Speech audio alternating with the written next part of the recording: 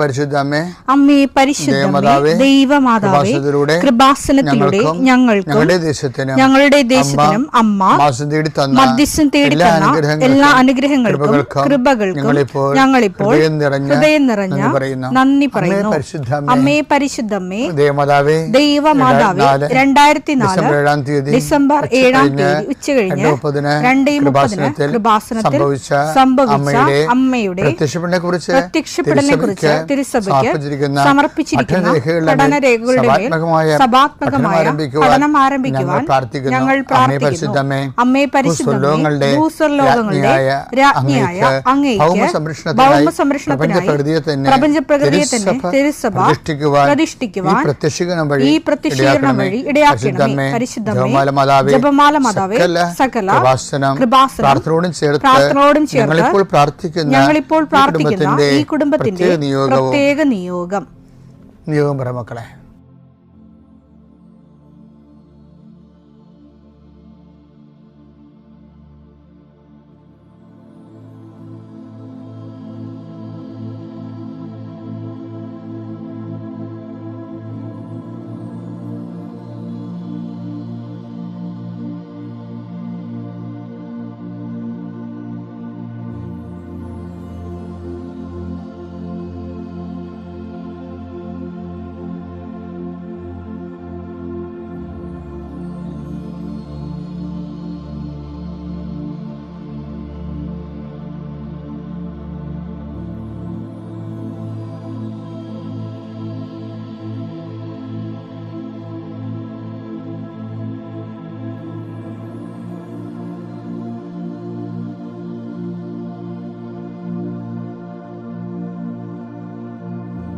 അമ്മയുടെ പ്രത്യക്ഷീകരണത്തിന്റെ ഈ അനുഗ്രഹവേളയിൽ ഞങ്ങൾക്ക് സാധിച്ചു തരുവാൻ കനിയണമേ.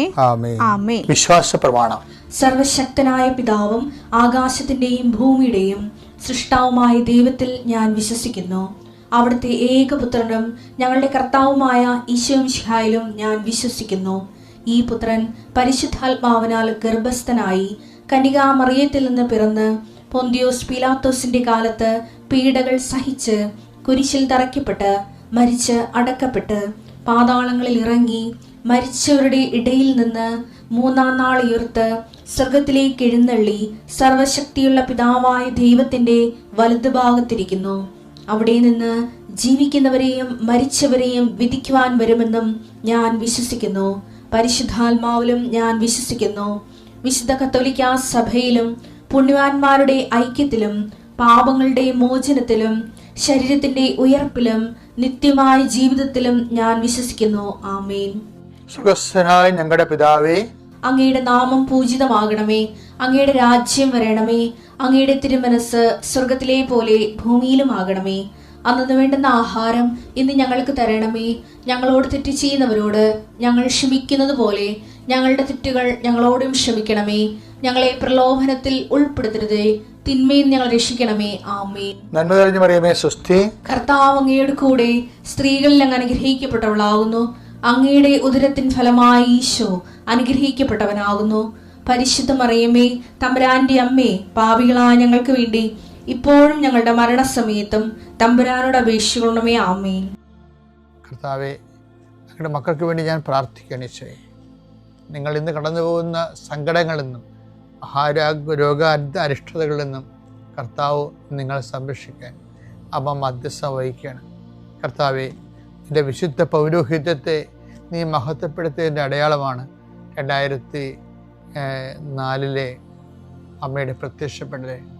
അത് ഏറ്റെടുത്തപ്പോൾ ദൈവം മഹത്വപ്പെട്ടതിൻ്റെ തുടർ ദൈവാനുഭവങ്ങളാണ് ഉടമ്പടിയിലൂടെ ലഭിക്കുന്ന സഹസ്രക്കണക്കിന് സാക്ഷ്യങ്ങൾ. എൻ്റെ ഈ പ്രാർത്ഥന കൂടുന്ന എല്ലാ മക്കൾക്കും അവരുടെ ജീവിത ഭൗതികവും അവരുടെ മാനസികവും ശാരീരികവും കുടുംബപരവും ആയിട്ടുള്ള എല്ലാ മേഖലകളിലും അതിൻ്റെ പ്രത്യേക അനുഗ്രഹം ഈ നിമിഷം ആവശ്യിക്കാനും നിങ്ങൾ ഇപ്പോൾ വഴിമുട്ടി നിൽക്കുന്ന എല്ലാ വിഷയത്തിൻ്റെ മേലും ദൈവിക ഇടപെടലുണ്ടാകാനും ഇന്ന് നിങ്ങൾ കണ്ടുമുട്ടുന്ന വ്യക്തികൾക്ക് നിങ്ങളുടെ മാതാവിൻ്റെ മധ്യസ്ഥത്തിലെ അവർക്ക് സമാധാനം ആശംസിക്കുക. നിങ്ങൾ മാതാവിൻ്റെ പ്രത്യക്ഷീകരണത്തിൻ്റെയും പ്രത്യക്ഷീകരണ സന്ദേശത്തിൻ്റെയും പ്രേക്ഷിതരാകാൻ വേണ്ടി നിങ്ങൾ പരിശുദ്ധ അമ്മയുടെ മധ്യസ്ഥതയിൽ പുനഃസമർപ്പണം ചെയ്യുക. ആ പുനഃസമർപ്പണത്തിൻ്റെ ഭാഗമായിട്ട് തീർച്ചയായിട്ടും ഇങ്ങനെ ഒരു ഏതെങ്കിലും പ്രത്യേക സമ്മർദ്ദത്തിലെ ഉടമ്പടിയിൽ നിന്ന് അകന്നു പോയിട്ടുണ്ടെങ്കിൽ അത് തിരിച്ചു വരാനും, ഉടമ്പടി ആണ് ജീവിതമെന്ന് പറയുന്നവരുണ്ട്.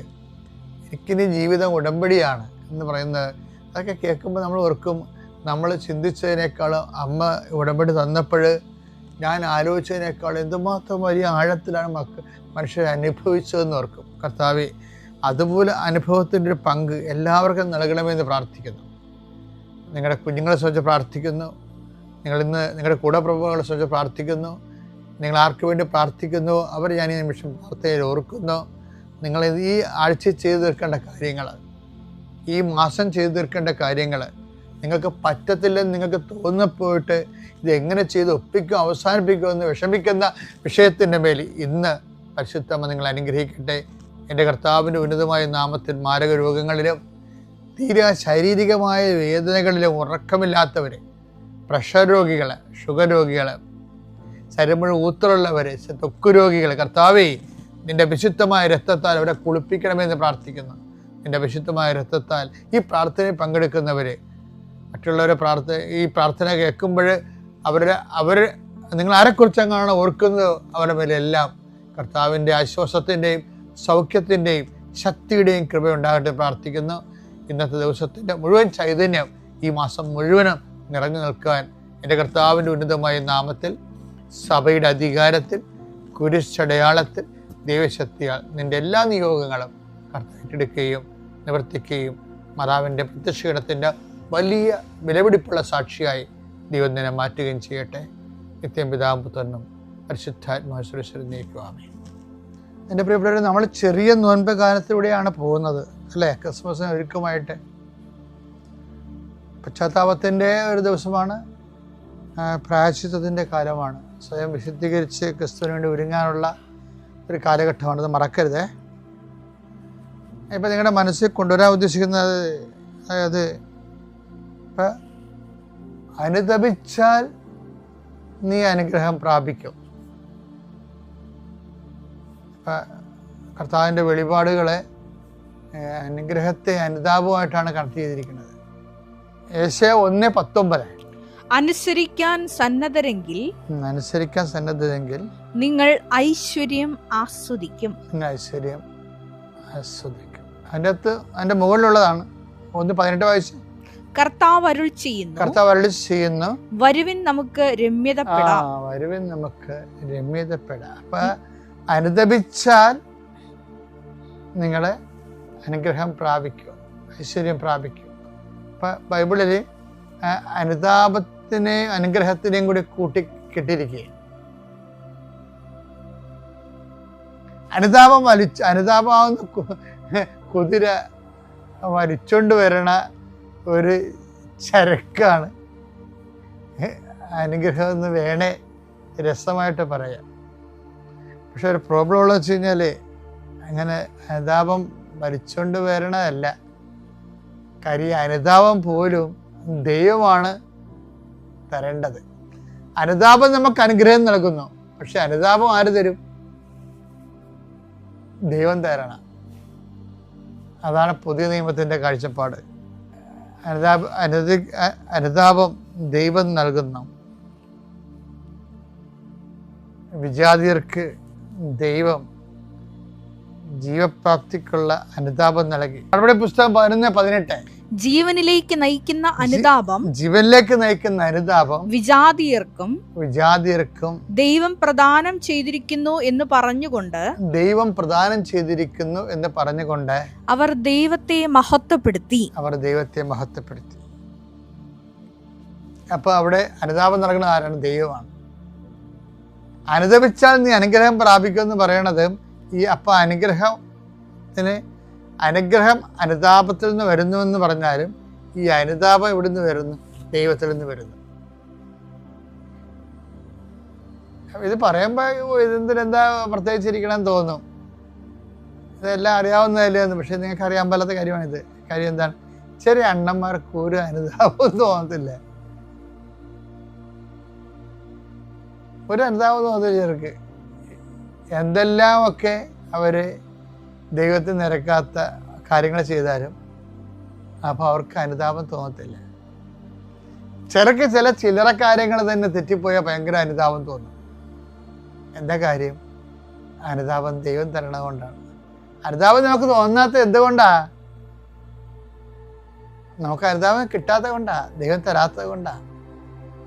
അതുകൊണ്ടാണ് ഈ നിർമ്മലമായ ഹൃദയം എന്നെ സൃഷ്ടിക്കണമേ, ദൃഢചിത്തത എന്നെ പുനഃസ്ഥാപിക്കണമേ, ദൃഢചിത്തത എന്നെ പുനഃസ്ഥാപിക്കണമേ എന്ന് അങ്ങയുടെ തിരുസന്നിധി എന്നെ തള്ളിക്കളയരുത് എന്നൊക്കെ ദാവീദ് അനുതാപത്തിൻ്റെ സങ്കീർത്തനം പാടുന്നത് അങ്ങനെയാണ്. കാര്യം എന്താണ്? എല്ലാം ചെയ്യേണ്ടത് ദൈവത്തിൽ നിന്നാണെന്ന്. തിരുസന്നിധി നിർത്തേണ്ട ദൈവമാണ്, തള്ളിക്കളയാതിരിക്കേണ്ടത് ദൈവമാണ്, എല്ലാം ദൈവമാണ്. അപ്പം അതുകൊണ്ട് തന്നെ ദൈവ തിരുസന്നിധിയിലെ എല്ലാത്തിൻ്റെ സോഴ്സ്, എല്ലാത്തിൻ്റെയും താക്കോല് ദൈവത്തിൻ്റെ കയ്യിലാണ്. അപ്പോൾ അനുതാപം തോന്നണില്ല എന്നുണ്ടെങ്കിൽ നിങ്ങൾ നിരന്തരമായി കർത്താവേ എനിക്ക് അനുതാപം തോന്നുന്നില്ല, എൻ്റെ ഹൃദയത്തിൽ നീ അനുതാപത്തിലേക്ക് നയിക്കണമേ. അനുതാപത്തിലേക്ക് നയിക്കണതനുസരിച്ച് കൊണ്ട് നമ്മുടെ ഹൃദയം ലളിതമാകുകയും തരളിതമാകുകയും അതിൻ്റെ കാഠിന്യം കുറഞ്ഞു വരും. ഈ കാഠിന്യം കുറഞ്ഞ ഹൃദയങ്ങളിലാണ് ദൈവത്തിന് പെട്ടെന്ന് പ്രവർത്തിക്കാൻ പറ്റുന്നതും, ദൈവത്തിന് നമ്മളെ നയിക്കാൻ പറ്റുന്നതും, ദൈവത്തിന് നമ്മളെ മോശമായ കാര്യങ്ങളിൽ നിന്ന് തടുക്കാൻ പറ്റണതും, ദൈവത്തിന് നമ്മളെ ഇടപെടാൻ പറ്റണത്. അപ്പം എപ്പോഴും ഒരു മനുഷ്യൻ്റെ സമ്പത്ത് എന്ന് പറഞ്ഞാൽ എന്താണ്? ദൈവത്തിന് അയത്ന ലളിതമായി ഇടപെടാൻ പറ്റുന്ന ഒരു ഹൃദയമായ ഒരു വ്യക്തിയായി മാറണം.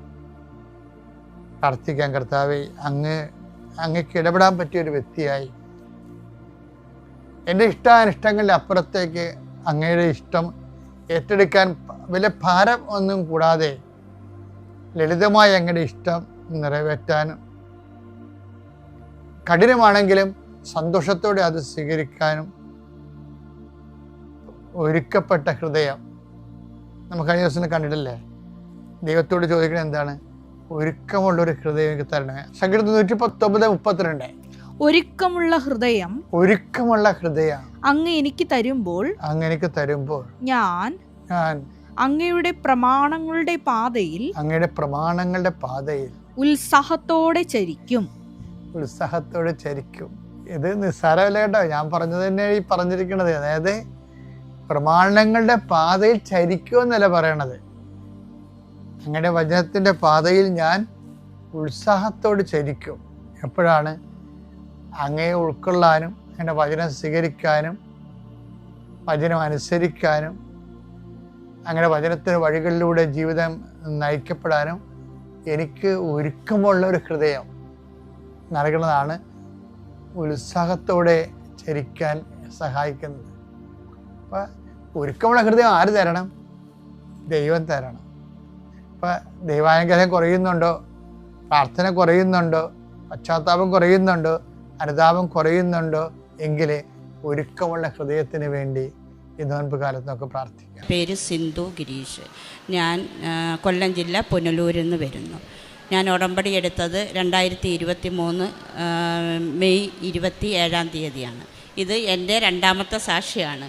ഞാൻ ആദ്യം സാക്ഷ്യം പറഞ്ഞത് 2024 ജൂലൈ 10 ആയിരുന്നു.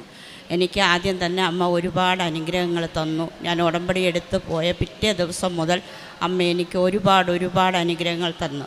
വലുതായിട്ട് തന്നതല്ലെങ്കിൽ പോലും ചെറുതായിട്ട് ഞാൻ പ്രതീക്ഷിക്കുന്നതിനും അപ്പുറം അമ്മ തന്നു. ഞാൻ വീട്ടിലെ ഊണ് നടത്തിക്കൊണ്ടിരുന്ന സമയത്താണ് ഞാൻ ഇവിടെ വരുന്നത്.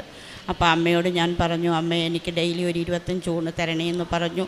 അമ്മ പിറ്റേ ദിവസം മുതൽ 25 എന്നുള്ളത് ഓരോ ദിവസവും കൂടി 200-ഓളം ഊണുകൾ തന്ന അമ്മ എന്നെ അനുഗ്രഹിച്ച്.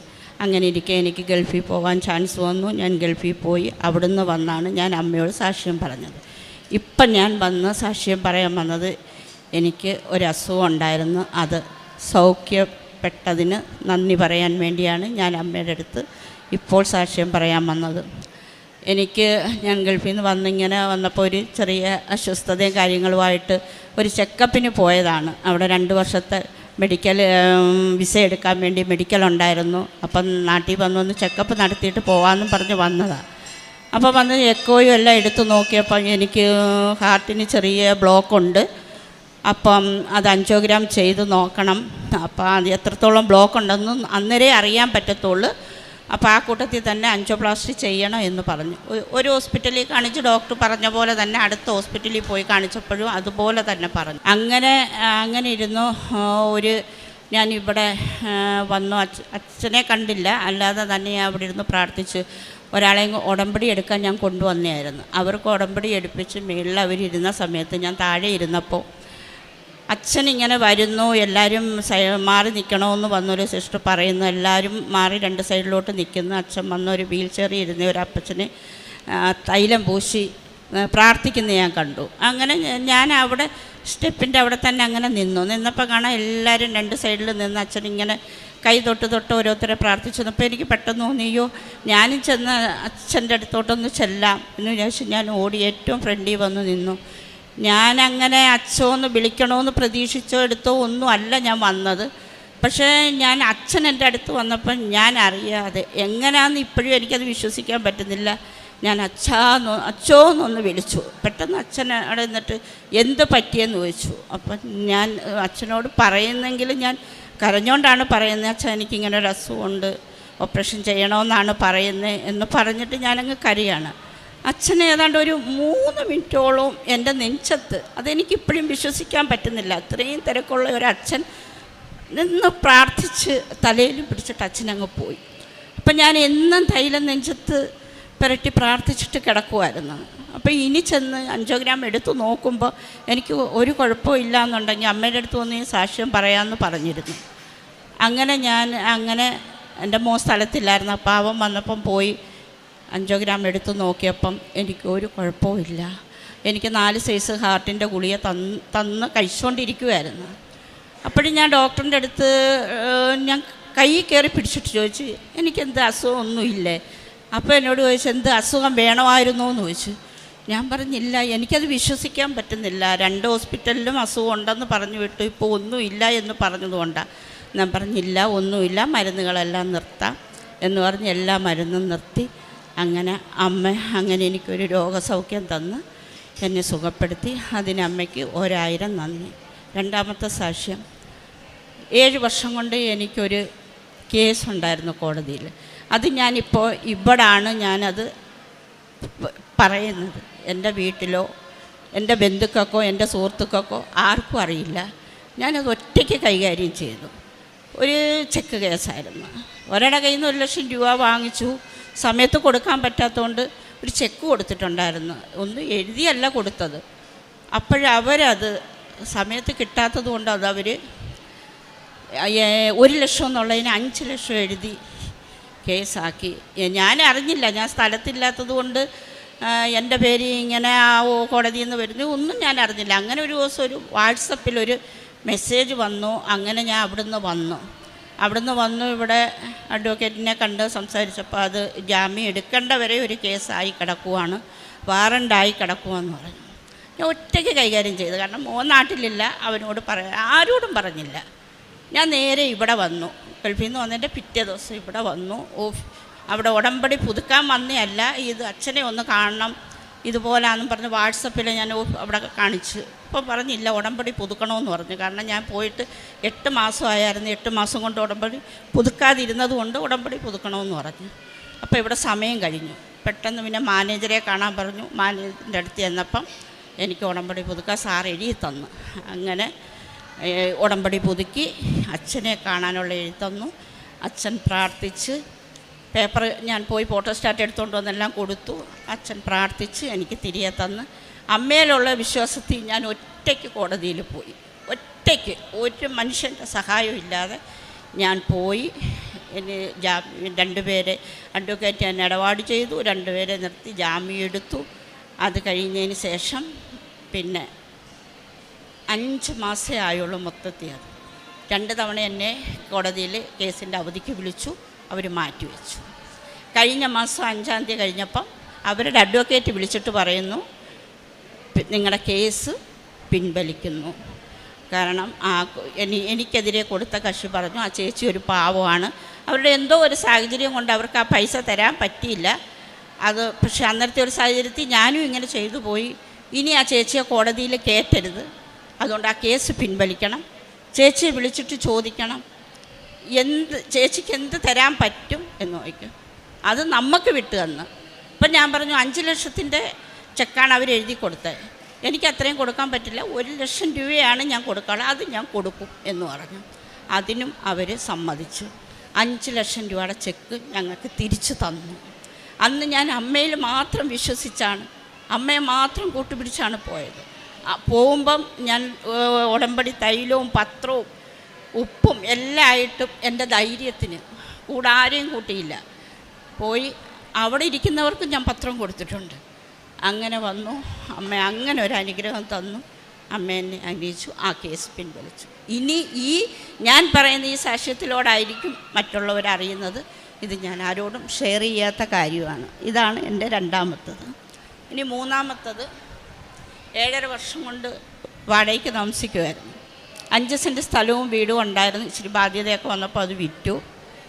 അങ്ങനെ ഇപ്പം 7.5 വർഷം കൊണ്ട് വാടകയ്ക്ക് താമസിച്ചിരുന്നു. ഞാൻ ഉടമ്പടിയിൽ ആദ്യമേ അമ്മ ഒരു വീട് തരണേന്ന് പറഞ്ഞു. പക്ഷെ അത് തരാനുള്ളൊരു വഴി വേണമല്ലോ. അന്നേരം എനിക്കറിയാം അതിനുള്ള സാഹചര്യം. പക്ഷെ ഞാൻ പ്രാർത്ഥിച്ചിട്ടില്ല അമ്മയുടെ അടുത്ത്. അമ്മ എനിക്ക് തരണമെന്ന് പറഞ്ഞ് പ്രാർത്ഥിച്ചിട്ടില്ല. പക്ഷെ ഓരോ നിമിഷവും അമ്മ എനിക്ക് അനുഗ്രഹങ്ങൾ ചൊരിഞ്ഞു തന്നു. 1 വയസ്സുള്ള ഒരു കുഞ്ഞിനെ അമ്മമാർ കൈപിടിച്ച് നടത്തുന്നത് എങ്ങനെ, അതുപോലാണ് അമ്മ എന്നെ കൈപിടിച്ച് നടത്തിയത്.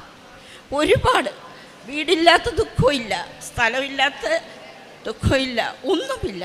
പക്ഷെ അതിനപ്പുറം മനസ്സമാധാനം.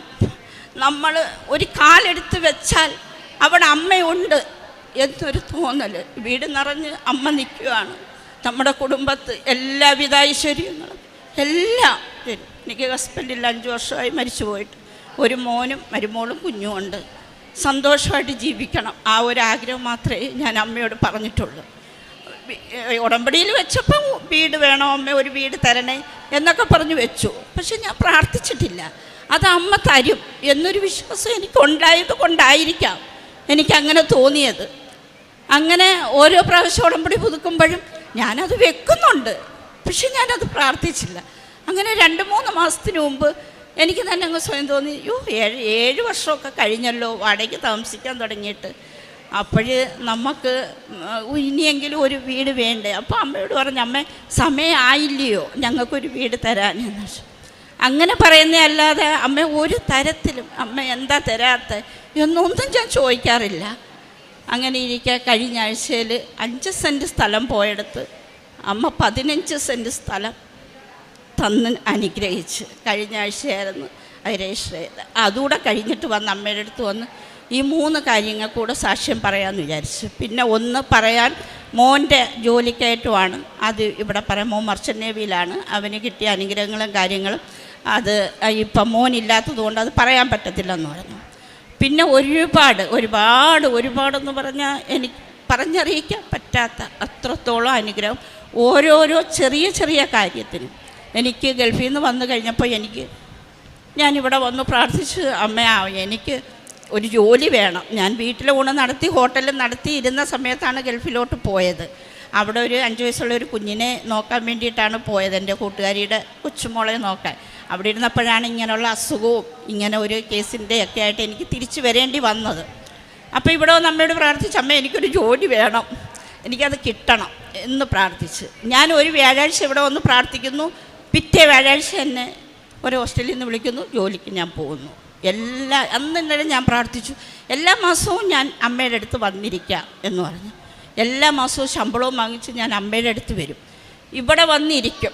എന്നിട്ട് അമ്മയ്ക്ക് പൈസയ്ക്കൊന്നും ആവശ്യമില്ല, അമ്മ നമ്മുടെ പൈസയൊന്നും ആഗ്രഹിക്കുന്നില്ല. അമ്മ ആഗ്രഹിക്കുന്നത് പാവപ്പെട്ടവർക്ക് ഒരു നേരത്തെ ആഹാരം അങ്ങനെയുള്ളതാണ്.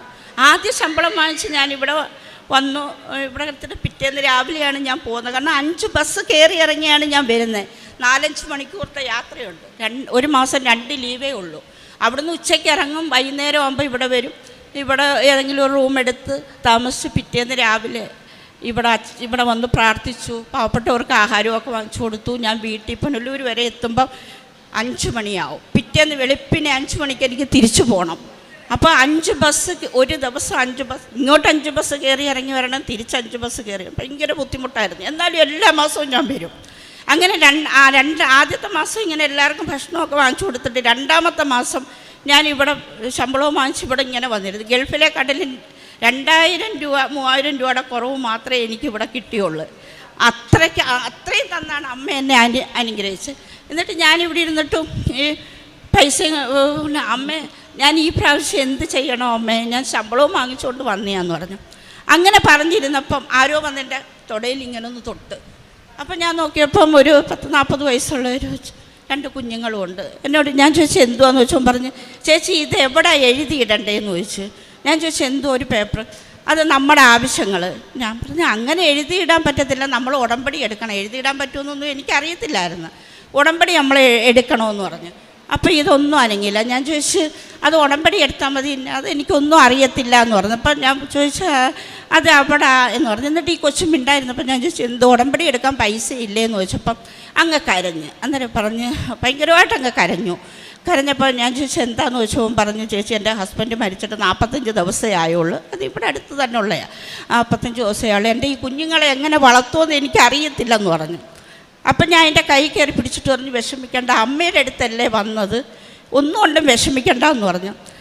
അങ്ങനെ കൈ പിടിച്ചിട്ട് ഞാൻ പറഞ്ഞു ഉടമ്പടി എടുക്കാൻ ഞാൻ പൈസ തരാമെന്ന് പറഞ്ഞു. അന്നേരം ഇത് ഒന്നും മിണ്ടാതിരുന്ന് 2 കുഞ്ഞുങ്ങളും കൂടെ ഉണ്ട്, അവരെയും വിളിച്ച് എനിക്കറിയത്തില്ലെന്ന് പറഞ്ഞാൽ അവിടെ കൊണ്ടുപോയി അവർക്ക് ഉടമ്പടി എടുക്കാനുള്ള പൈസയും കൊടുത്ത് അവിടെ എല്ലാം കാണിച്ചു കൊടുത്തിട്ട് അവരെ വിട്ടു. അവർ 2 ദിവസം കഴിഞ്ഞപ്പോൾ ആ കൊച്ചു വന്നു, ഉടമ്പടി എടുത്തു. എന്നെ വിളിച്ച് ചേച്ചി ഞാൻ പോയി ഉടമ്പടി എടുത്തു എന്നെല്ലാം പറഞ്ഞിട്ട് ഒരു 10-15 ദിവസം കഴിഞ്ഞപ്പോൾ എന്നെ വിളിച്ചിട്ട് പറഞ്ഞ് ചേച്ചി എനിക്ക് ആലപ്പുഴ ജനറൽ ഹോസ്പിറ്റലിൽ ജോലി കിട്ടി, എൻ്റെ മക്കളെ വളർത്താൻ അമ്മ ഒരു വഴി കാണിച്ചു തന്നു എന്ന് പറഞ്ഞ്. ആ കൊച്ചിൻ്റെ കരച്ചിൽ ഇന്നും എൻ്റെ മനസ്സിൽ നിന്ന് പോയിട്ടില്ല.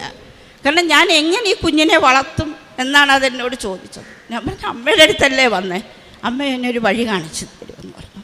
അങ്ങനെ ഞാനൊരു 10ഓളം പേരെ ഉടമ്പടി എടുപ്പിച്ചിട്ടുണ്ട്. ഗൾഫിൽ പോകുമ്പം അവിടെ വിസ പുതുക്കാൻ പോകും. അപ്പോൾ ഈ ഇവിടുന്ന് കിട്ടുന്ന പത്രവും കൊണ്ടുപോകും, അല്ലെ എൻ്റെ കൂട്ടുകാരി പത്രം കൊടുത്തു വിടും. അപ്പോൾ ഈ പത്രം ബാഗ് ഒരു ഉറപ്പിന് നമ്മൾ വേറെ ഒമാനിലൊക്കെയാണ് വിസ പുതുക്കാനായിട്ട് പോകുന്നത്. അപ്പോൾ അവിടെ ചെല്ലുമ്പോൾ റൂമിൽ മലയാളികൾ ജോലിക്ക് വന്നവർ, ജോലി കിട്ടാതെ തിരിച്ച് പോകാൻ പോകുന്നവർ, അങ്ങനെയുള്ളവർ. അപ്പോൾ ഒരു കൊച്ചിങ്ങനെ ആൻറ്റി ഞങ്ങൾ അടുത്ത ഒരു തവണയും കൂടെ വിസ പുതുക്കാൻ പറ്റൂ, പിന്നെ ഞാനങ്ങ് തിരിച്ചു പോവുക, ജോലി കിട്ടിയില്ലെന്ന് പറഞ്ഞു. അപ്പം ഞാൻ പറഞ്ഞു മോളെ പിന്നെ കൃപാസനത്തിലൊരമ്മയുണ്ട്, അമ്മയുടെ അടുത്ത് പ്രാർത്ഥിച്ചാൽ മതി. അപ്പോൾ അത് ഓടി എൻ്റെ അടുത്തൊന്ന് എവിടെ ആൻറ്റി എല്ലാം ചോദിച്ചു. അവർ തൃശ്ശൂരാണ്. ചോദിച്ചപ്പോൾ ഞാൻ എല്ലാം പറഞ്ഞു കൊടുത്തു. അപ്പോൾ പറഞ്ഞ് ആൻറ്റി എനിക്ക് ആ പ്രാർത്ഥനയൊന്ന് ഇട്ട് തരണേ, ഞാൻ പ്രാർത്ഥിക്കാമെന്ന് പറഞ്ഞു. ഞാൻ പിറ്റേ ദിവസം ഞാൻ അവിടെ ചെന്ന് ഡ്രസ്സ് മാറുന്നതിന് മുമ്പ് ആ കൊച്ചിൻ്റെ കോള് വരുന്നു, ആൻറ്റി പിന്നെ ആ പ്രാർത്ഥനയൊന്ന് ഇട്ട് തരണേ, ഞാനൊന്ന് ഇന്ന് തൊട്ട് പ്രാർത്ഥിക്കാനാന്ന് പറഞ്ഞു. അങ്ങനെ ഞാൻ എല്ലാം രാവിലത്തെയും വൈകിട്ടത്തെയും എല്ലാം ഇട്ട് കൊടുത്തു, പ്രാർത്ഥിച്ചു. 10ൻ്റെ അന്ന് അതിന് ഒരു ഇൻ്റർവ്യൂ ആയിരുന്നു, ആ ജോലിയും കിട്ടി. അപ്പോൾ അവർക്കങ്ങ് ഭയങ്കര വിശ്വാസമായി. അപ്പോൾ ആ കൊച്ചിനവിടെ ജോലിയായി. അതിൻ്റെ അമ്മ ഇവിടെ തൃശ്ശൂരിൽ നിന്ന്, അതിൻ്റെ അമ്മയും അവരുടെ അമ്മയും കൂടെ 2 പേര് വന്നു. ഞാൻ പുനലൂരിൽ നിന്ന് വന്നു. ഇവിടെ അവർ 2 പേരും ഉടമ്പടി എടുത്തു. ആ കൊച്ചിന് ജോലി കിട്ടി. അതുപോലെ ഒരുപാട് പേര് ഇങ്ങനെ ഞാൻ അവിടെ ചെല്ലുമ്പോൾ പത്രം അങ്ങോട്ട് കാണിക്കുമ്പോഴേ തട്ടിപ്പറിച്ചുകൊണ്ട് അങ്ങ് പോകുമായിരുന്നു. നമ്മൾ ഒരുപാട് പത്രമൊന്നും കൊണ്ടുപോയിട്ടില്ല. ചിലപ്പോൾ കൂട്ടുകാരി 2-3 പത്രമായിരിക്കും എനിക്ക് കൊടുത്തു വിടുന്നത്. പക്ഷേ എല്ലാവരും കൈ നീട്ടിക്കൊണ്ടിരിക്കും. അങ്ങനെ ഞാൻ അവിടെ എല്ലാം പത്രം കൊടുക്കുമായിരുന്നു. ഇവിടെ ആണെങ്കിലും ബസ്സിലാണെങ്കിലും. അങ്ങനെ ഞാനിങ്ങനെ കഴിഞ്ഞ 2 ഓണമൊക്കെ ആയ സമയത്ത് എനിക്ക് ഭയങ്കര ബുദ്ധിമുട്ടായിപ്പോയി. അപ്പം ഞാനിങ്ങനെ 2 മാസം എനിക്ക് വരാൻ പറ്റിയില്ല. എൻ്റെ ചേച്ചി മരിച്ചുപോയി. അങ്ങനെ ആ സമയത്ത് വരാൻ പറ്റില്ല. അങ്ങനെ ഞാനങ്ങ് അമ്മയുടെ അടുത്ത് പ്രാർത്ഥിച്ചു. അമ്മ പ്രാർത്ഥിച്ചല്ല, മനസ്സിലെ ആഗ്രഹങ്ങൾ അമ്മ അറിഞ്ഞ് ചെയ്തു തരുക, പ്രാർത്ഥിച്ചിട്ടേ ഇല്ല സത്യം പറഞ്ഞാൽ. അപ്പോൾ എൻ്റെ വലിയൊരാഗ്രഹമായിരുന്നു എനിക്കിങ്ങനെ ഹോസ്റ്റൽ നടത്തണം, അല്ലെങ്കിൽ ഹോസ്റ്റലിൽ ഒരു ജോലി കിട്ടണം എന്നൊക്കെ. ഫുഡൊക്കെ ഉണ്ടാക്കി കൊടുക്കാൻ ഭയങ്കര ഇഷ്ടമാണ്. അങ്ങനെ ഇരുന്നപ്പോഴാണ് എനിക്ക് ഈ ജോലി കിട്ടുക. അങ്ങനെ ഇപ്പം എൻ്റെ ഒരാഗ്രഹം തിരുവനന്തപുരത്ത് കിട്ടിയിരുന്നെങ്കിൽ ഒറ്റ ബസ്സിന് എനിക്ക് അമ്മയുടെ അടുത്ത് വരാമായിരുന്നല്ലോ എന്ന്. അങ്ങനെ ഇരുന്നപ്പം കാണാം പത്രം ഇങ്ങനെ ചുമ്മാ എടുത്ത് നോക്കിയപ്പോൾ ഒരു വേക്കൻസി കിടക്കുന്നു. ഞാൻ വിളിച്ചു. തിരുവനന്തപുരത്ത് ഒരു ഹോസ്റ്റലിൽ നിന്ന് എന്നെ വിളിച്ച് കഴിഞ്ഞ മാസം ഞാൻ 1 മാസം ജോലി കഴിഞ്ഞതാണ്. ഇപ്പം ശമ്പളം വാങ്ങിച്ച് ഇറങ്ങിയതാണ്. എനിക്കിപ്പോൾ ഒറ്റ ബസ്സിൽ അമ്മയുടെ അടുത്ത് വന്നിറങ്ങാം, ഒറ്റ ബസ്സിൽ തിരിച്ച് അവിടെ എത്താം. ഞാൻ 5 ബസ് കയറിയാണ് ഇവിടെ വരുന്നത്, തിരിച്ച് 5 ബസ് കയറിയാണ് തിരിച്ചു പോകുന്നത്. അത്രയ്ക്ക് എല്ലാ മാസവും വരും അമ്മയുടെ അടുത്ത്. ആ കഴിഞ്ഞ സെപ്റ്റംബർ മാസത്തിൽ എൻ്റെ ആൻജിയോഗ്രാം ചെയ്യണമായിരുന്നു. ആ മാസം എനിക്ക് വരാൻ പറ്റിയില്ല. ഒക്ടോബറിൽ വരാനായിട്ടിരുന്നതിൻ്റെ തലേദിവസം എൻ്റെ ചേച്ചി മരിച്ചു. അങ്ങനെ വന്ന് ഈ കഴിഞ്ഞ മാർച്ച് മാസം തൊട്ട് എല്ലാ മാസവും ഞാൻ അമ്മയുടെ അടുത്ത് വരും. എനിക്ക് അമ്മയും ഇല്ല അച്ഛനും ഇല്ല. പക്ഷേ എൻ്റെ കുടുംബ വീട്ടിൽ പോകുന്ന കുടുംബത്തിപ്പോൾ ആരുമില്ല എങ്കിൽ പോലും നമ്മൾ അമ്മമാരുടെ വീട്ടിൽ പോകുമ്പോൾ ഒരു സന്തോഷമുണ്ടല്ലേ. ആ ദിവസം എണ്ണിയാണ് ഞാൻ കാത്തിരിക്കുന്നത് എൻ്റെ അമ്മയുടെ അടുത്ത് വരാൻ വേണ്ടിയിട്ട്. അങ്ങനെ അമ്മ തന്ന അനുഗ്രഹങ്ങൾ ഒരുപാടാണ്. ഗൾഫിൽ വെച്ച് ഞാൻ ഇങ്ങോട്ട് വരാൻ ടിക്കറ്റ് എടുത്തു. 6-ാം തീയതി എനിക്ക് വരാം. മാർച്ച് 6-ന് ടിക്കറ്റ് എടുത്തു. അപ്പം 4-ാം തീയതി വൈകുന്നേരം ആ കുഞ്ഞിന് ഉഴുന്നോടെ ഉണ്ടാക്കി കൊടുത്തുകൊണ്ടിരുന്ന സമയത്ത് എണ്ണ ഇങ്ങനെ പൊട്ടിത്തെറിച്ച് എൻ്റെ മുഖത്ത് മൊത്തം പാടായി. ഞാൻ എന്നെപ്പോൾ ഒരു 7 പാട് മൊത്തത്തിൽ ഇല്ല ചിക്കൻ ബോക്സ് വന്ന് പൊള്ളിയിരിക്കുന്ന പോലെ. അപ്പോൾ പെട്ടെന്ന് നമുക്കില്ല പൊള്ളുമ്പോൾ നമ്മൾ പോയി പേസ്റ്റ് എടുത്തേക്കും. ഞാൻ അങ്ങനെ ബാത്റൂമിൽ കയറി കണ്ണാടി നോക്കിയപ്പോൾ മൊത്തം ചുമന്നങ്ങ് നിമിഷ നേരം കൊണ്ട് എനിക്ക് കണ്ണ് തുറക്കാൻ പറ്റാത്ത പോലെ അങ്ങായാലും ഞാൻ ചെന്ന് പേസ്റ്റ് എടുത്തിട്ടിട്ട് മൊത്തത്തിൽ അങ്ങ് എനിക്കങ്ങ് എന്താണെന്ന് പറയാൻ വയ്യ. അപ്പം ഞാനങ്ങ് മനസ്സിൽ ഭയങ്കര വിഷമമായി. കാരണം ഫ്ലൈറ്റിൽ വരേണ്ടതാണ്. കാണുന്നവർ വിചാരിക്കും എനിക്ക് ചിക്കൻ ബോക്സ് ആണെന്ന്. ഞാനിത് എന്തോ പറയും, ആൾക്കാർ കണ്ടാൽ എന്തോ വിചാരിക്കും ഇങ്ങനെ. അപ്പം ഞാൻ അമ്മയോട് ചോദിച്ചു, അമ്മേ എൻ്റെ ഭാഗത്തു നിന്ന് എന്തെങ്കിലും തെറ്റ് സംഭവിച്ചിട്ടുണ്ടോ? എന്താ അമ്മേ, നാളെ ഒരു ദിവസം കഴിഞ്ഞാൽ മറ്റന്നാൾ ഞാൻ നാട്ടിൽ പോകേണ്ടുന്നതാണ്. ഞാൻ ഈ മുഖം വെച്ചുകൊണ്ട് എങ്ങനെ ഫ്ലൈറ്റ് യാത്ര ചെയ്യും? എന്താ അമ്മ ഇങ്ങനെ വന്ന് എന്ന് ഞാൻ മനസ്സിൽ ആ വട ഉണ്ടാക്കിക്കൊണ്ടിരിക്കുവാണ്. എന്നിട്ട് ഞാൻ മനസ്സിലിങ്ങനെ പറയുക, അമ്മ എന്താ അമ്മ ഇങ്ങനെയാന്ന്. അപ്പോഴാണ് എനിക്ക് പെട്ടെന്ന് ഓർമ്മ വന്നത്, അയ്യോ അമ്മയുടെ തൈലം എടുത്ത് പുരട്ടിയാലോ. ഇങ്ങനെ നമ്മൾ ഒരുപാട് സാക്ഷ്യത്തിലൊക്കെ കേൾക്കുന്നതല്ലേ. എങ്കിൽ ഒരു കാര്യം ചെയ്യും, ഈ പേസ്റ്റ് പോയി മുഖത്തുനിന്ന് കഴുകി കളഞ്ഞിട്ട് ആ തൈലം എടുത്ത് പുരട്ടാമെന്നും പറഞ്ഞ് ഞാൻ ബാത്റൂമിൽ പോകുന്നു, മുഖം കഴുകുന്നു. ആ പാടില്ല. ഇവിടെയും ഒരു പാട്. ഞാൻ 7 എണ്ണ എൻ്റെ മുഖത്തും ഇവിടെയായിട്ട് 8 പാട് ഇങ്ങനെ ചുമന്ന് പൊള്ളിയില്ല. പൊള്ളുന്നതിന് മുമ്പേ ഞാൻ പേസ്റ്റൊക്കെ പുരട്ടി. അപ്പോഴത്തേക്ക് എനിക്കത് വിശ്വസിക്കാൻ വയ്യ. അത് ഇന്നും എനിക്കത് ആരോടും അത് ഷെയർ ചെയ്യാൻ പറ്റുന്നില്ല. കാരണം അത് വിശ്വസിക്കാൻ പറ്റാത്ത ഒരു അത്ഭുതമാണ് ആ സംഭവിച്ചത്. തൈലമൊന്നും ഞാൻ പുരട്ടിയില്ല. പുരട്ടാനായിട്ട് മുഖം പോയി കഴുകിയതാണ്. അത് എങ്ങനെ പോയെന്ന് എനിക്കറിയാൻ വയ്യ. അങ്ങനെ അമ്മ ഒരുപാട് അനുഗ്രഹങ്ങൾ അമ്മ എനിക്ക് തന്ന്. ഇവിടെ സമയം കുറവാണ്, അതുകൊണ്ട് ഞാൻ കൂടുതലൊന്നും പറയുന്നില്ല. അമ്മയ്ക്ക് 1000 നന്ദി പറഞ്ഞുകൊണ്ട് എൻ്റെ വാക്കുകൾ അവസാനിപ്പിക്കും. നിൻ്റെ ദൈവമായ കർത്താവിനെ സ്നേഹിച്ച് അവിടുത്തെ വാക്ക് കേട്ട് അവിടുത്തോട് ചേർന്ന് നിൽക്കുക. നിനക്ക് ജീവനും ദീർഘായുസ്സും ലഭിക്കും. നിയമാവർത്തനം 30:20 സിന്ധു ഗിരീഷ് എന്ന സഹോദരിയുടെ ഉടമ്പടി ജീവിത സാക്ഷ്യമാണ് നമ്മൾ ഇപ്പോൾ കേട്ടത്. പലപ്പോഴും മാനുഷികമായ വഴികൾ അസ്തമിക്കുമ്പോൾ ദൈവത്തിൻ്റെ ഇടപെടലാണ് ഉടമ്പടി മക്കളുടെ ജീവിതത്തിൽ നമ്മൾക്ക് കാണുവാൻ സാധിക്കുന്നത്. ഈ മകളുടെ രോഗസൗഖ്യത്തെപ്പറ്റിയാണ് നമ്മൾ കേട്ടത്. ഹാർട്ടിൻ്റെ ബ്ലോക്ക്. ഇവിടെ വന്ന് കൃപാസനത്തിൻ്റെ എൻട്രൻസിൽ വന്ന് പ്രാർത്ഥിക്കാൻ വന്നപ്പോഴാണ് ബഹുമാനപ്പെട്ട ജോസഫ് അച്ഛൻ അതിലേ പോയത്. ഈ മകളുടെ അച്ചോ എന്ന വിളി കേട്ടപ്പോൾ തന്നെ അച്ഛൻ ചോദിച്ചു, എന്താ പറ്റിയത് മോളെന്ന്. അവിടെ വെച്ച് തന്നെ അച്ഛൻ പ്രാർത്ഥിച്ചു. പിറ്റേ ദിവസം വീണ്ടും ഡോക്ടറെ പോയി കണ്ടു. വിശ്വസിക്കാൻ സാധിച്ചില്ല. ബ്ലോക്കൊന്നുമില്ലാതെ ഈശോയുടെ ഇടപെടൽ ഈ മകൾക്ക് അനുഭവമായി. പിന്നീടുണ്ടായത് 7 വർഷം നീണ്ടു നിന്ന ഒരു ചെക്കിൻ്റെ ഒരു കേസായിരുന്നു. അത് വളരെ ഒരു കോംപ്ലിക്കേറ്റഡ് കേസാണ്. വീണ്ടും അച്ഛനെ കാണാൻ വന്നു. വിശ്വസിച്ച് പ്രാർത്ഥിച്ചു. തൈലവും ഉപ്പും കോടതിയിൽ കൊണ്ടുപോയി.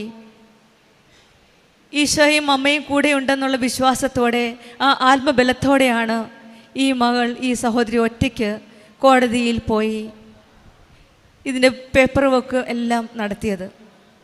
അവിടെയും ഈശോയുടെ അമ്മയുടെയും ഇടപെടലാണ് ഈ മകൾക്ക് അനുഭവിക്കാൻ സാധിച്ചത്. 7.5 വർഷം വാടകയ്ക്ക് താമസിച്ച് ഉടമ്പടിയിൽ നിയോഗമായി സമർപ്പിച്ചിരുന്നു. പക്ഷേ പ്രാർത്ഥിച്ചിട്ടില്ല എന്നാണ് ഈ മകൾ പറയുന്നത്. കാരണം ഈ മകൾക്ക് പൂർണ്ണ വിശ്വാസമുണ്ട്, പ്രാർത്ഥിക്കേണ്ട ആവശ്യമില്ല, അമ്മ തന്നോളും എന്ന് പൂർണ്ണമായിട്ട് വിശ്വസിച്ചു. അങ്ങനെയാണ് കുറേ സമയം കഴിഞ്ഞപ്പോൾ ഈ മകൾ അമ്മയോട് ചോദിക്കുന്ന ഒരു ചോദ്യമുണ്ട്, അമ്മേ സമയമായില്ലേ എന്ന്. ആ ചോദ്യമാണ് പരിശുദ്ധ അമ്മ ഈശോയുടെ അടുക്കിലേക്ക് കൊണ്ടുപോയത്. സ്വന്തം മക്കൾ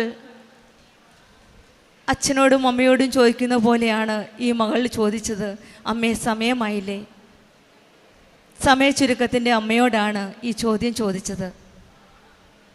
പെട്ടെന്ന് തന്നെ ഈശോ അവർക്കൊരു വീട് നൽകി. പിന്നീട് ആ മകൾ പറയുന്നുണ്ട്, ഇവിടെ വരുമ്പോഴൊക്കെ ഞാൻ അമ്മയുടെ വീട്ടിലേക്ക് വരുന്ന ഒരു പ്രതീതിയാണ്. സ്വന്തം വീടാണ് കൃപാസനം. ഇവിടെ വന്ന് ഓരോ കാര്യങ്ങൾ പറയുമ്പോഴും കരയുമ്പോഴും കരഞ്ഞ് പ്രാർത്ഥിക്കുമ്പോഴും ഈശോയും അമ്മയും ഞാൻ പറയുന്നതിന് മുമ്പ് തന്നെ എൻ്റെ എല്ലാ കാര്യങ്ങളും മനസ്സിലാക്കുന്നുണ്ട്. ഈ മകൾ പറഞ്ഞതുപോലെ 5 ബസ് മാറി എല്ലാ മാസവും ഈ ആലയത്തിൽ വന്ന് ഈശോയുടെ അമ്മയുടെയും കൂടെ സമയം ചെലവഴിച്ച് പ്രാർത്ഥിക്കുമായിരുന്നു. അതിനിടയിൽ മറ്റുള്ളവരുടെ കണ്ണുനീരും ഈ മകൾക്ക് കാണുവാൻ സാധിച്ചു. ഇവിടെ നിന്ന് പ്രാർത്ഥിച്ചുകൊണ്ടിരുന്നപ്പോഴാണ് മറ്റൊരു മകളുടെ കണ്ണുനീരോടെ നിയോഗം എഴുതിയ ഒരു പേപ്പർ ഈ സഹോദരിയുടെ ശ്രദ്ധയിൽപ്പെട്ടത്. അവരുടെ കണ്ണുനീര് മനസ്സിലാക്കി അവരെയും ഈശോയിലേക്ക് അടുപ്പിക്കുന്ന ഒരു ഉടമ്പടി ജീവിതത്തിലേക്ക് നയിച്ചു.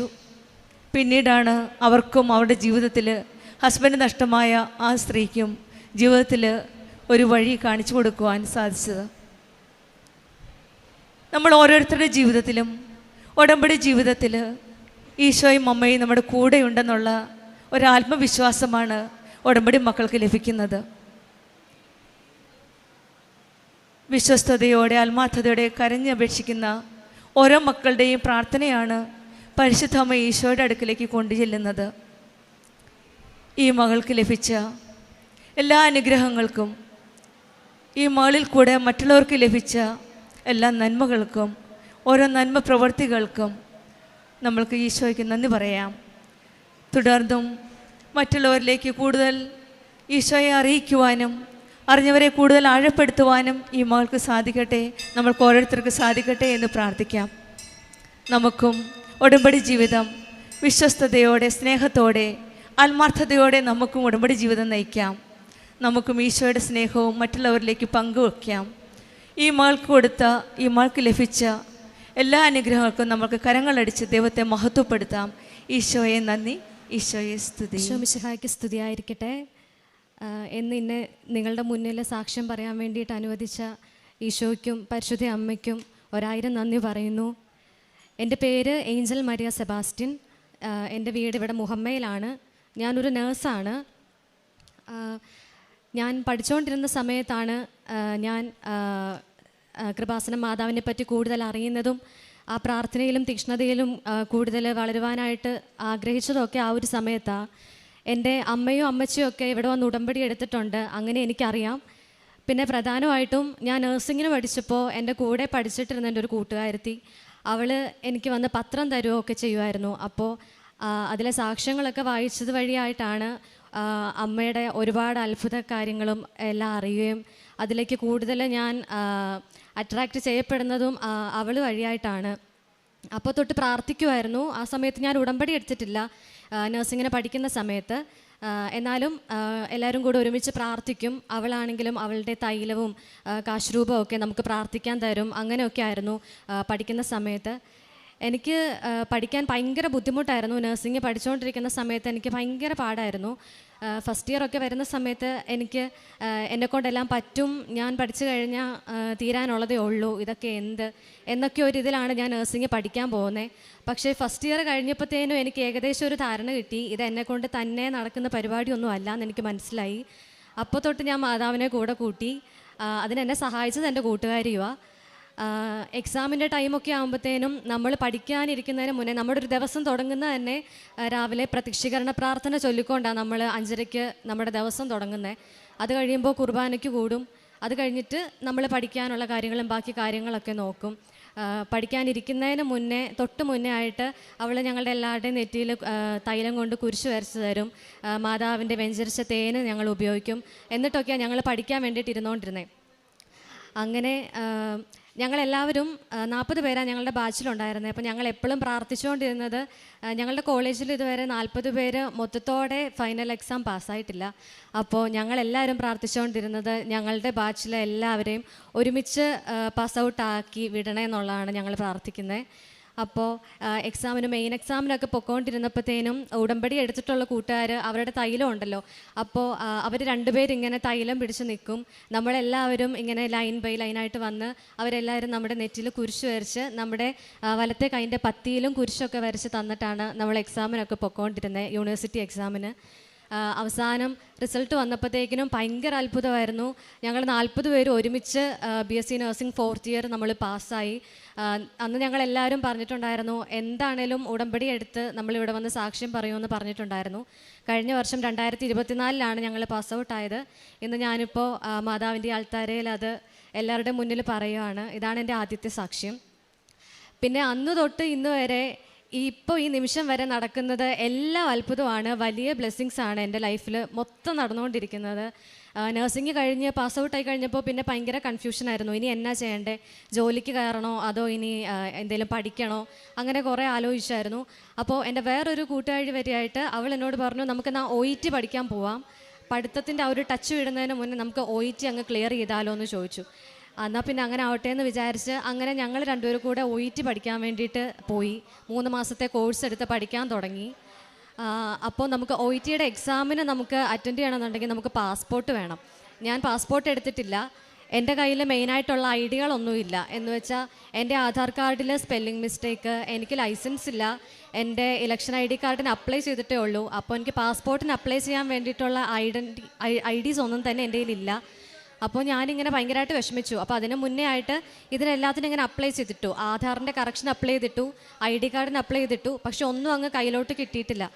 അങ്ങനെ ഇരിക്കുമ്പോഴാണ് പാസ്പോർട്ട് ഓഫീസിൽ നമുക്ക് അപ്പോയിൻമെൻറ്റ് കിട്ടി. അങ്ങനെ പോയി. ഞാനിങ്ങനെ പോകുന്ന വഴി 11:30 എനിക്ക് അപ്പോയിൻമെൻറ്റ് കിട്ടിയത്. ഞാൻ കാറിലിരിക്കുന്ന വഴി ഞാനിങ്ങനെ ജസ്റ്റ് ഫോൺ നോക്കിയപ്പോഴത്തേനും എൻ്റെ ആധാർ അപ്ഡേറ്റ് ആയി വന്നിട്ടുണ്ട്, ആധാറിലെ കറക്ഷൻ ശരിയായി വന്നിട്ടുണ്ട്. അങ്ങനെ എങ്ങനെയൊക്കെയോ ചെന്ന് പാസ്പോർട്ട് ഓഫീസിൽ ചെന്ന് അവിടുത്തെ കാര്യങ്ങളൊക്കെ ഏകദേശമൊക്കെ നടത്തി. അപ്പോഴും എനിക്ക് ഒരു ID പ്രൂഫിന് കുറവുണ്ട്. അതെന്നാ ചെയ്യണമെന്ന് എനിക്കറിയത്തില്ല. എൻ്റെ എല്ലാ ഡോക്യുമെൻറ്റ്സിലും എന്തെങ്കിലുമൊക്കെ ആയിട്ട് മിസ്റ്റേക്സാണ്, സ്പെല്ലിങ് മിസ്റ്റേക്കാണ്. അപ്പോൾ എനിക്കതൊന്നും ഉപയോഗിക്കാൻ വേണ്ടിയിട്ട് പറ്റുന്നില്ല. അപ്പോൾ അവരെന്നെ തിരിച്ചു വിട്ടു. അവരെന്നോട് പറഞ്ഞു, ബാങ്കിലെ പാസ്ബുക്ക് ട്രാൻസാക്ഷൻ എല്ലാം ക്ലിയർ ആക്കി അത് അപ്ഡേറ്റ് ആക്കിയിട്ട് നാളത്തേന് വരാൻ പറഞ്ഞു. അപ്പം ഞാനിങ്ങനെ ക്ലാസ് കട്ട് ചെയ്തിട്ട് ഒരു ദിവസത്തേക്കിന് വേണ്ടിയിട്ട് പാസ്പോർട്ട് ഓഫീസിൽ വന്നേക്കുക. അപ്പോൾ എനിക്ക് പിറ്റേ ദിവസം കൂടെ ലീവ് എടുക്കാൻ വേണ്ടി പറ്റത്തില്ല, കാരണം എക്സാം ഒക്കെ അടുത്തിരിക്കുക OETയുടെ. അപ്പോൾ ഞാൻ എന്നാ ചെയ്യുമെന്ന് ഭയങ്കര വിഷമിച്ചു. എന്നിട്ട് ഞാൻ ആലപ്പുഴയിൽ നിന്ന് തിരിച്ച് മുഹമ്മയ്ക്ക് പോയി. വീട്ടിൽ ചെന്നിട്ട് ഞാൻ അമ്മയോട് ചോദിച്ചു, എന്നാ ചെയ്യും, ഇങ്ങനെ നാളെയും കൂടി ഇനി പോകേണ്ടി വരും, അപ്പോഴും ശരിയാകുമെന്ന് ഒരു ഉറപ്പുമില്ല. അപ്പോൾ അമ്മ പറഞ്ഞു, എന്നാൽ ബാങ്കിൽ പോയി അതിൻ്റെ കാര്യങ്ങൾ എന്നാന്ന് ചെയ്യാൻ പറഞ്ഞു. അങ്ങനെ ചെന്ന് ഒരു 4-5 പാസ്ബുക്കോളം ഇട്ട് നമ്മളെ ട്രാൻസാക്ഷൻ അതെല്ലാം പതിപ്പിച്ചാണ് എൻ്റെ 2020 മുതൽ 24 വരെയുള്ള എല്ലാ ട്രാൻസാക്ഷനും ഞാൻ പാസ്ബുക്കിൽ അങ്ങനെ കയറ്റി. അങ്ങനെ അതുമായിട്ട് തിരിച്ചു വന്നു കഴിഞ്ഞപ്പോൾ ലേറ്റായി. എപ്പോഴും എനിക്ക് ഭയങ്കര എന്നാ ഇനി ചെയ്യും, ഇനി പോകണോ, നാളെ ഇനി ക്ലാസ് പോകും എന്നൊക്കെ ഞാനിങ്ങനെ കുറേ വിഷമിച്ചിരിക്കുക. അപ്പോൾ അമ്മ എനിക്ക് ഉടമ്പടി കാശ് രൂപം തന്നു. അങ്ങനെ ഞാനത് കൈ പിടിച്ച് കുറച്ച് നേരം ഇങ്ങനെ ഇരുന്നിട്ട് ഞാൻ പറഞ്ഞു, ഞാൻ എന്നാണേലും പോയി ഒന്നും കൂടെ ട്രൈ ചെയ്ത് നോക്കാം, ഇനി എങ്ങനെ ശരിയായാലോ എന്ന് വിചാരിച്ച് പ്രാർത്ഥിച്ച് ഉടമ്പടി കാശ് രൂപം കയ്യിൽ പിടിച്ച് ഞാൻ പിന്നെയും പാസ്പോർട്ട് ഓഫീസിൽ തന്നെ പോയി ഉച്ച കഴിഞ്ഞിട്ട്. ഞാനവിടെ ചെന്നപ്പോഴത്തേനും എനിക്ക് ഭയങ്കര അത്ഭുതമായിപ്പോയി. അവരൊക്കെ ഇങ്ങനെ ആരോ ഇപ്പോൾ വരും എന്ന് പറഞ്ഞ് ഇങ്ങനെ വെൽക്കം ചെയ്യാൻ നിൽക്കുന്ന പോലെ എനിക്ക് തോന്നിയ, ഭയങ്കര ചിരിച്ച് പ്ലസൻ്റായിട്ട് ആദ്യം അപ്പോയിൻമെൻറ്റ് സമയത്ത് ഓരോന്നേയൊക്കെ ഒപ്പിച്ചു വെച്ചിട്ട് തിരിച്ചു പോയ ഒരാളോട് ബിഹേവ് ചെയ്യുന്ന പോലെയല്ല. വന്നപ്പോഴത്തേനും ഭയങ്കര കാര്യമായിട്ട് അവരെന്നെ വെൽക്കം ചെയ്ത് എനിക്ക് വേണ്ട കാര്യങ്ങളെല്ലാം ചെയ്ത് ക്ലിയർ ആക്കി തന്നു. അന്ന് തന്നെ പാസ്പോർട്ട് ഓഫീസിലെ എല്ലാ കാര്യങ്ങളും ക്ലിയർ ആക്കാൻ വേണ്ടി പറ്റി. അത് അമ്മയുടെ ഉടമ്പടി കാശുരൂപത്തിൻ്റെ വലിയൊരു അത്ഭുതമാണ്. കാരണം നമ്മൾ മാനസികമായിട്ട് ചിന്തിക്കുമ്പോഴത്തേനും നമുക്ക് ആ ഒരു സമയം കൊണ്ട് എൻ്റെ കയ്യിൽ അത് ചെയ്തു തീർക്കാനുള്ള ഡോക്യുമെൻറ്റ്സോ പ്രൂഫോ കാര്യങ്ങളൊന്നുമില്ലായിരുന്നു. അതൊക്കെ പക്ഷേ ആ ഒരു സമയപരിധിക്കുള്ളിൽ എല്ലാം ക്ലിയർ ആക്കി കിട്ടി. എനിക്ക് അന്നുകൊണ്ട് പാസ്പോർട്ടിൻ്റെ എല്ലാം അപ്ലൈ ചെയ്ത് ക്ലിയർ ആക്കി കിട്ടി. അങ്ങനെ ഞാൻ എക്സാമിന് അറ്റൻഡ് ചെയ്യാൻ വേണ്ടിയിട്ട് പോയി. കോയമ്പത്തൂരാണ് പോയത്. അവിടെ ചെന്ന് എക്സാമിന് അറ്റൻഡ് ചെയ്യുന്നതിന് മുന്നേയും ഉടമ്പടി തൈലം കൊണ്ട് നെറ്റിയിൽ കുരിശ് വരയ്ക്കുകയും കാശുരൂപം കയ്യിൽ കൊണ്ടുപോകുകയും ചെയ്തിട്ടാണ് പോയത് എക്സാമിന്. എക്സാമൊക്കെ കഴിഞ്ഞു, തിരിച്ചിങ്ങോട്ട് ഇറങ്ങി. ഫ്രണ്ട്സ് ഒരു 10-14 പേരുണ്ടായിരുന്നു. എല്ലാവരും ഒക്കെ നമ്മൾ എക്സാം കഴിയുമ്പോൾ ഡിസ്കസ് ചെയ്യുന്ന പോലെ എല്ലാവരും ക്വസ്റ്റ്യൻസും ആൻസേഴ്സൊക്കെ ഡിസ്കസ് ചെയ്യാൻ തുടങ്ങി. കുറേ പേര് പറഞ്ഞു ഭയങ്കര ടഫായിരുന്നു, കുറേ പേര് പറഞ്ഞു എനിക്ക് ചില മൊഡ്യൂളിലൊക്കെ ഈസി ആയിരുന്നു, കുഴപ്പമില്ലായിരുന്നു. പക്ഷേ എനിക്കിത് രണ്ടും പറയാൻ പറ്റാത്ത അവസ്ഥയിലായിരുന്നു. എളുപ്പമാണോ എന്ന് പറയണമെന്നും അറിയത്തില്ല, പാടാണോ എന്ന് പറയണമെന്നും അറിയത്തില്ല, എന്താ എഴുതിയേക്കുന്നത് എന്നതാ സ്പീക്കിങ്ങിനൊക്കെ പറഞ്ഞതെന്ന് പോലും എനിക്ക് അറിയത്തില്ല. ഭയങ്കര എന്തുവാ ടെൻഷനില്ല, പാസ്സാകുമോ ഇല്ലയോ എന്നുള്ള ടെൻഷനൊന്നുമില്ല. പക്ഷേ എളുപ്പമാണോ പാടാണോ എന്ന് പോലും പറയാൻ പറ്റാത്ത വിധത്തിൽ എന്തോ ഒരവസ്ഥയായിരുന്നു. പക്ഷെ ഞാൻ അതിനെപ്പറ്റിയിട്ട് അങ്ങനെ ഭയങ്കര ബോധേഡായില്ല. കാരണം എൻ്റെ കയ്യിൽ ഞാൻ ഉടമ്പടി കാശുരൂപവും അമ്മയുടെ തൈലം കൊണ്ട് ഞാൻ നെറ്റിയിൽ കുരിശ് വരച്ചിട്ടുമാണ് പോയേക്കുന്നത്. അപ്പോൾ പിന്നെ ബാക്കിനെ അമ്മ നോക്കിക്കോളും എന്ന് വിചാരിച്ച് ഞാൻ പിന്നെ അതിൻ്റെ കാര്യമേ വിട്ടു.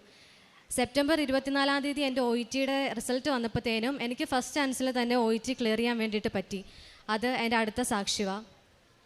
പിന്നെ ഇങ്ങോട്ട് എനിക്ക് അയർലൻഡ് സ്കോറാണ് കിട്ടിയത്. അപ്പം അയർലൻഡിൻ്റെ പ്രോസസ്സിംഗ് ഒക്കെ ആ വഴി അങ്ങ് സ്റ്റാർട്ട് ചെയ്തു. പിന്നെ DLന് വേണ്ടിയിട്ട് വെയിറ്റ് ചെയ്യുമായിരുന്നു. അപ്പം എന്നേക്കാൾ ഞാൻ കഴിഞ്ഞിട്ട് DLന് അപ്ലൈ ചെയ്ത എൻ്റെ ഫ്രണ്ട്സിന് വരെ DL കിട്ടി. അപ്പോൾ എനിക്കങ്ങ് ടെൻഷനായി. അവർക്ക് കിട്ടിയതിൽ സന്തോഷം, പക്ഷേ എൻ്റെത് വരാണ്ടായപ്പോൾ ഞാൻ വിചാരിച്ചു ഇനി ചെയ്തതിൽ എന്തായാലും ഇറർ വല്ലതും വന്നു കാണുമോ എന്ന് ഭയങ്കര ടെൻഷനാവാൻ തുടങ്ങി.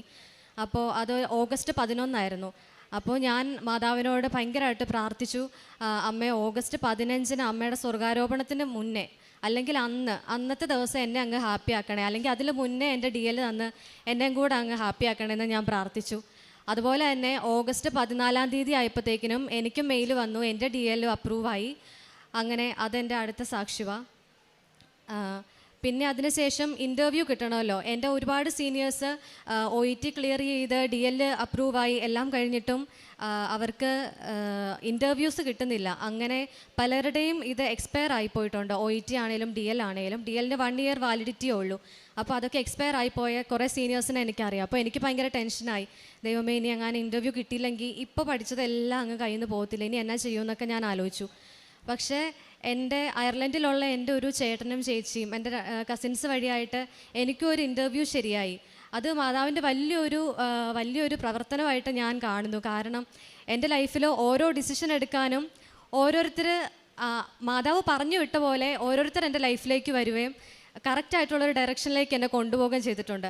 അങ്ങനെ ഒരു കാര്യമായിരുന്നു എനിക്ക് ഇൻ്റർവ്യൂ കിട്ടിയത്. ഇൻ്റർവ്യൂവിന് ഞാൻ അറ്റൻഡ് ചെയ്യുമ്പോൾ ഇതുപോലെ തന്നെ ഞാൻ ഒട്ടും പ്രിപ്പയർ ചെയ്തിട്ടില്ല. കാരണം എനിക്ക് ആ സമയത്ത് നൈറ്റ് ഡ്യൂട്ടിയാണ്.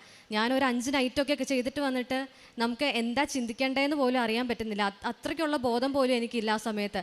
ഇൻ്റർവ്യൂ നമുക്കങ്ങ് നീട്ടി വെക്കാനും പറ്റത്തില്ല. എന്താണേലും ഞാനത് അറ്റൻഡ് ചെയ്യണം. അപ്പോഴും ഞാൻ ഇത് തന്നെയാണ് ചെയ്തത്. അതുപോലെ തന്നെ ഞാനപ്പോൾ ഹോസ്റ്റലിലായിരുന്നു. എനിക്ക് ഒരു ഇൻ്റർവ്യൂ അറ്റൻഡ് ചെയ്യാൻ പാകത്തിനുള്ളൊരു അറ്റ്മോസ്ഫിയർ ആ ഹോസ്റ്റലിലില്ലായിരുന്നു.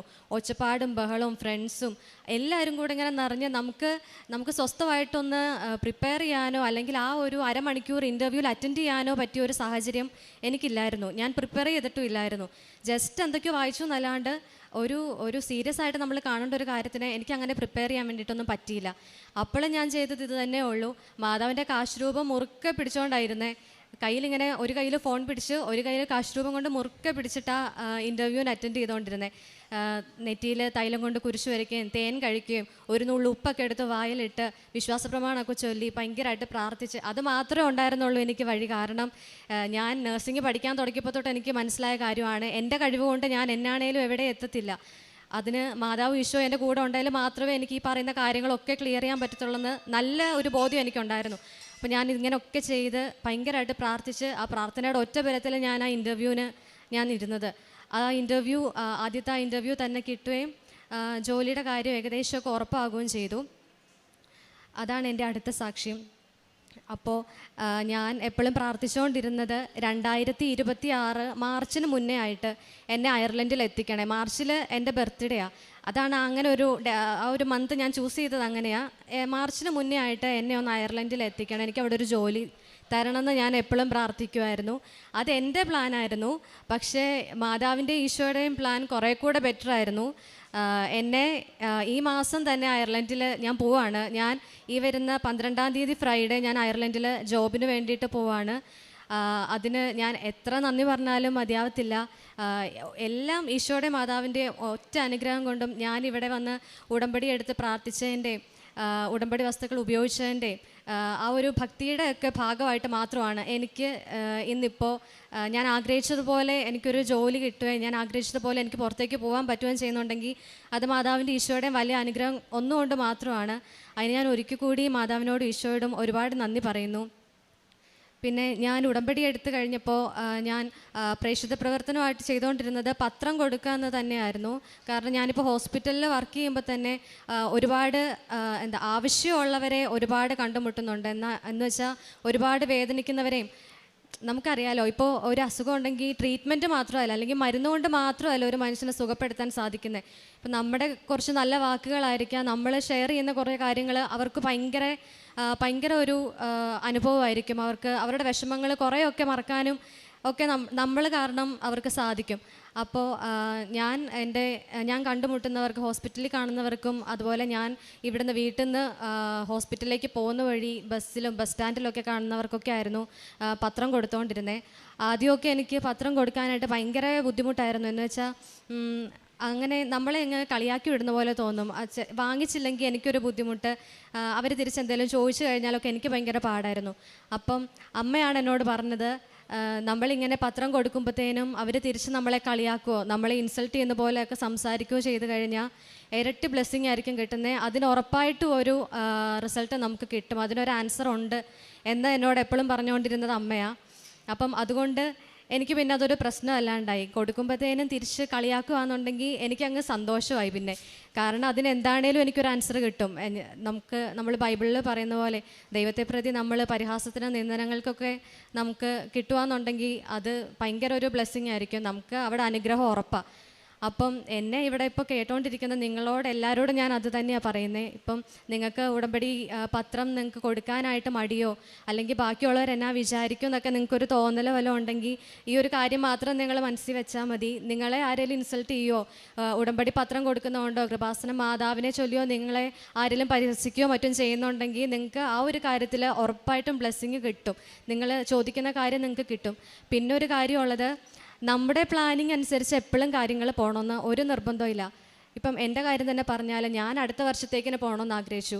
പക്ഷേ മാതാവിൻ്റെ പദ്ധതി എന്നെ ഈ വർഷം തന്നെ കൊണ്ടുപോകാമെന്നുള്ളതാണ്.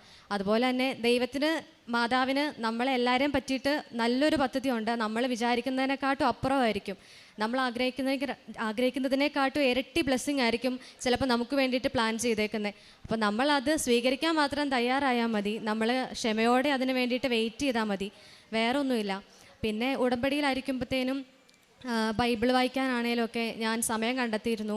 വർക്ക് ചെയ്തുകൊണ്ടിരുന്ന സമയത്ത് എന്നെക്കൊണ്ട് കറക്റ്റായിട്ട് അങ്ങ് ഫോളോ ചെയ്യാൻ പറ്റുന്നില്ലായിരുന്നു. പക്ഷേ ഇപ്പം ഞാൻ അതിന് വേണ്ടിയിട്ട് നല്ല രീതിയിൽ ടൈം മാറ്റി വയ്ക്കുന്നുണ്ട്. 1/2 മണിക്കൂർ ബൈബിൾ വായിക്കാനും പേഴ്സണൽ പ്രെയറിനാണേലും ദിവസവും നമ്മുടെ സന്ധ്യാപ്രാർത്ഥന ചൊല്ലുന്നതിനാണേലും എല്ലാ ദിവസവും വിശുദ്ധ കുർബാനയ്ക്ക് പോകാനാണേലും എല്ലാത്തിനും ഇപ്പോൾ ഭയങ്കര ഒരു ഇൻട്രസ്റ്റ് എനിക്കുണ്ട്. അപ്പം ഇതെല്ലാം മാതാവ് തന്നൊരു ബ്ലെസ്സിങ്ങാണ്. എല്ലാത്തിനും മാതാവിനും ഈശോയ്ക്കും ഒരുപാട് നന്ദി പറയുന്നു. ഞാൻ നിന്നെ ഉപദേശിക്കാം, നീ നടക്കേണ്ട വഴി കാണിച്ചു തരാം.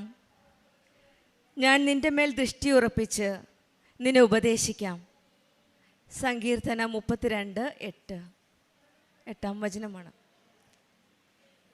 ഏഞ്ചൽ മരിയ എന്ന മകളുടെ സാക്ഷ്യത്തിൽ നമ്മൾക്കിത് കാണുവാൻ സാധിക്കും.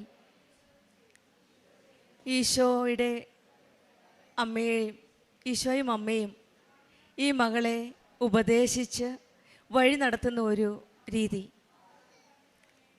ആദ്യം അമ്മ പറഞ്ഞു ഉടമ്പടിയെപ്പറ്റി. പക്ഷേ കൂട്ടുകാരിൽ നിന്ന് കേട്ടപ്പോഴാണ് ഈ മകൾക്ക് കൂടുതൽ വിശ്വാസവും ഒരു തീഷ്ണതയും വന്നത്. ആ വാക്കാണ് ഉപയോഗിച്ചത്, തീഷ്ണത.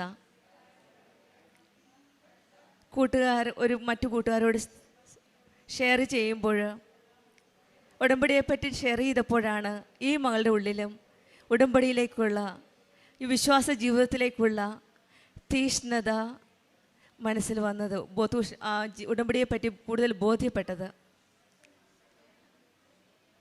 40 പേര് ഒരേ ബാച്ചിൽപ്പെട്ടവർ ഒന്നിച്ചു നിന്ന് പ്രാർത്ഥിച്ചു. പക്ഷേ ഈ മകൾ പറഞ്ഞത്, തൈലം ഉടമ്പടി എടുത്തവർ മറ്റുള്ളവരുടെ നെറ്റിയിൽ പ്രാർത്ഥിച്ച് തൈലം തേച്ച് ഒന്നിച്ച് ഇവർ പ്രാർത്ഥിച്ചു, നമ്മുടെ ബാച്ചിലുള്ള എല്ലാവരും ജയിക്കണേ എന്ന്. ഉടമ്പടി ജീവിതം വിശ്വാസത്തിൻ്റെ ജീവിതമാണ്. എല്ലാ ദൈവമക്കളെയും നേർവഴിക്ക് നയിക്കുന്ന ദൈവത്തിൻ്റെ ഒരു പദ്ധതിയാണ് ഉടമ്പടി ജീവിത രീതി. ഈ മകൾ മാത്രമല്ല, കൂട്ടുകാരും അവരുടെ കുടുംബങ്ങളും ഒരു നല്ല വിശ്വാസ ജീവിതത്തിലേക്ക് വഴിതെളിക്കുന്ന ഒരു മാർഗമായിട്ടാണ് ഉടമ്പടി എടുത്ത കുട്ടികൾ മറ്റുള്ളവരെ സഹായിച്ചത്. പലപ്പോഴും പറഞ്ഞ് എവിടെ പോയാലും, ഇൻ്റർവ്യൂവിന് പോകുമ്പോഴും എന്തിനു പോകുമ്പോഴും തൈലവും കാശുരൂപവുമാണ് ഈ മകളുടെ കൂട്ടായി നിന്നത്.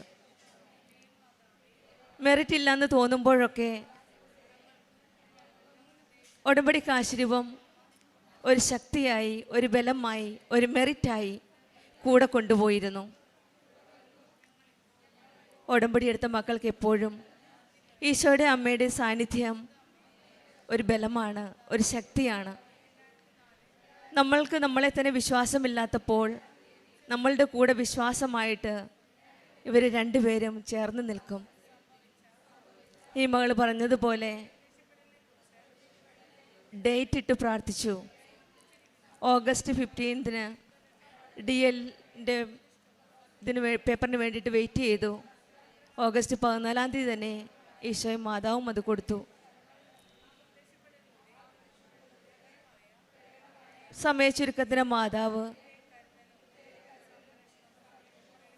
ടൈം ഷോർട്ടനിങ് അമ്മ കൂടെ നിന്നുകൊണ്ടാണ് നമ്മളുടെ ഓരോ വഴികളിലും, ജീവിത വഴികളിൽ പുതിയ വഴികൾ തെളിച്ച് നമ്മളെ മുന്നോട്ട് നയിക്കുന്നത്. ഈ മോള് പറഞ്ഞതുപോലെ എൻ്റെ കഴിവുകൾ കുറയുമ്പോൾ ഈശോയിൽ കൂടുതൽ ആശ്രയിക്കും. പത്രം കൊടുത്തപ്പോൾ ബുദ്ധിമുട്ടുണ്ടായിരുന്നു. മറ്റുള്ളവരുടെ ഇൻസൾട്ടുകളും പരിഹാസങ്ങളും കേൾക്കുമ്പോഴാണ് അമ്മ പറഞ്ഞു കൊടുത്ത വാക്കുകൾ ഓർത്തത്, കൂടുതൽ ബ്ലെസ്സിങ് കിട്ടുമെന്ന്. അമ്മകൾ പറഞ്ഞതുപോലെ എല്ലാ കാര്യങ്ങളിലും ദൈവത്തിനും ഒരു പദ്ധതിയുണ്ട്.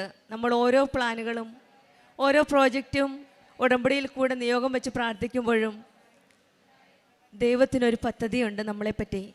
ആ പദ്ധതിക്കനുസരിച്ച് നമ്മളുടെ ക്ഷേമത്തിനായി, നമ്മുടെ നാശത്തിനല്ല ദൈവത്തെ ഓരോ പ്ലാനും പദ്ധതികളും തയ്യാറാക്കുന്നത്. ഉടമ്പടി മക്കളുടെ ജീവിതത്തിൽ വിശ്വാസത്തോടെ ജീവിതം നയിക്കുമ്പോൾ, ഉടമ്പടി നിബന്ധനകളനുസരിച്ച് ജീവിതം നയിക്കുമ്പോൾ ഈശോയും അമ്മയും കോരിച്ചേരുന്ന അനുഗ്രഹങ്ങളാണ് ഉടമ്പടി സാക്ഷ്യങ്ങൾ. ഏഞ്ചൽ മരിയ എന്ന മകളുടെ ജീവിതത്തിൽ ഈശോയും അമ്മയും കരിഞ്ഞു കൊടുത്ത അനുഗ്രഹങ്ങളാണ്. ഈ മകൾ പറഞ്ഞതുപോലെ ഈ വരുന്ന ഫ്രൈഡേ, വെള്ളിയാഴ്ച അയർലൻഡിന് പോവുകയാണ്. ഈശോയ്ക്കും അമ്മയ്ക്കും നന്ദി പറഞ്ഞ് പോകാനാണ് ഈ മകൾ വന്നത്. മറ്റു കൂട്ടുകാർ പിന്നീട് വരും. എനിക്ക് പോകേണ്ടതുകൊണ്ടാണ് ഈ മകൾ ഇന്നിവിടെ വന്നത്. നന്ദി പറയാനും മറന്നില്ല ഈ മകൾ. ഈ മകളുടെ ജീവിതത്തിൽ ഈശോയും അമ്മയും കരിഞ്ഞു കൊടുത്ത എല്ലാ അനുഗ്രഹങ്ങൾക്കും കരങ്ങളടിച്ച് നമുക്ക് ദൈവത്തിന് നന്ദി പറയാം. ഈശോയെ നന്ദി, ഈശോയെ സ്തുതി.